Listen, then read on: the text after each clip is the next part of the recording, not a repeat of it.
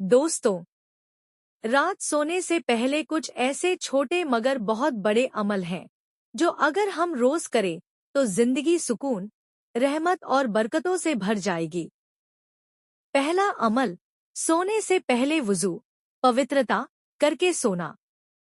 हदीस में आता है, जो शख्स पाकी की हालत में सोए उसके साथ एक फरिश्ता रात भर रहता है और जब वो जागता है तो फरिश्ता कहता है, ए अल्लाह, इसे माफ कर दे।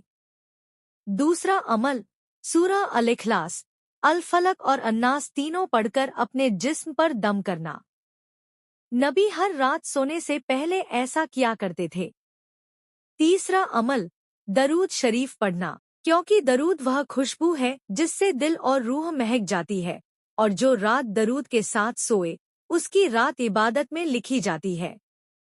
आइए आज से ये अहद करें, हम सोने से पहले वुजू, सूरह इखलास और दरूद शरीफ को अपनी रात का हिस्सा बनाएं, ताकि हमारी नींद भी इबादत बन जाए।